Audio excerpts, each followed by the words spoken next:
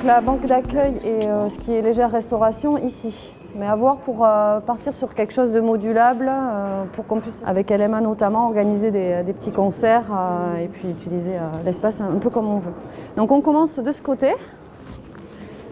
Et oui, on déménage normalement au courant décembre prochain pour arriver en janvier 2014 dans ce magnifique endroit qui est le pôle sud. Et on est impatient de déménager. Voilà, et donc ensuite on fait le tour, contrairement au bas où on avait l'arrière-scène, là on fait le tour de l'auditorium avec toutes les salles de cours. La salle de MAO, elle est ici. Pour nous, c'est un vrai plus parce que c'est un lieu qui manquait en fait depuis longtemps sur le territoire. En plus, c'est un lieu singulier qui va intégrer donc un lieu partagé, 3 structures. Les CMR, donc Centre musicaux ruraux, le conservatoire et LMA.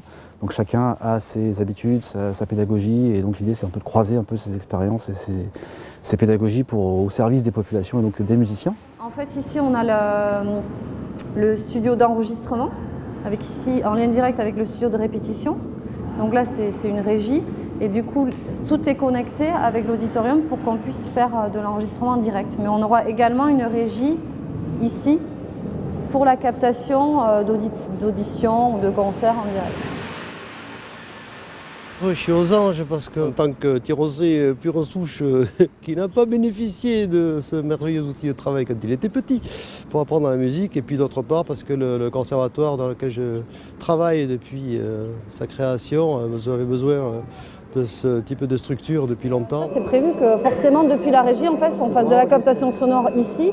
Le constat, ça a été qu'il y avait une grosse dynamique au niveau des musiques actuelles sur le secteur sud des Landes, notamment grâce au travail de Mario Gachi, et également au niveau associatif avec l'association Landes Musique Amplifiée qui essayait de développer les actions sur les Landes, mais notamment sur le secteur sud Landes.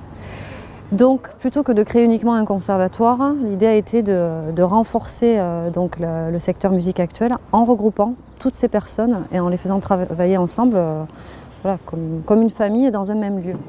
Et là, vous pouvez voir tout le traitement acoustique des murs. Plutôt que d'avoir des murs droits où le son rebondit sur les murs, on a vraiment un traitement maintenant ce qui se fait. Mais ce qui est intéressant là, c'est que c'est assez nouveau, c'est directement sur le béton.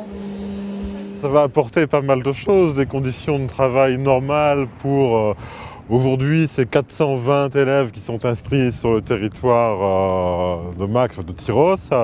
On sait qu'il y aura un petit appel d'air avec une nouvelle structure, donc ça va être 500 élèves qui vont venir tous 2 à 3 fois par semaine prendre leurs cours de musique dans des locaux adaptés. Déjà, ça c'est tout à fait nouveau pour nous d'avoir un vrai auditorium avec une vraie scène. Donc pour toutes nos productions, alors là encore une fois, quels que soient les genres, c'est évidemment un outil qui est indispensable. Il y a aussi des salles très très spécifiques.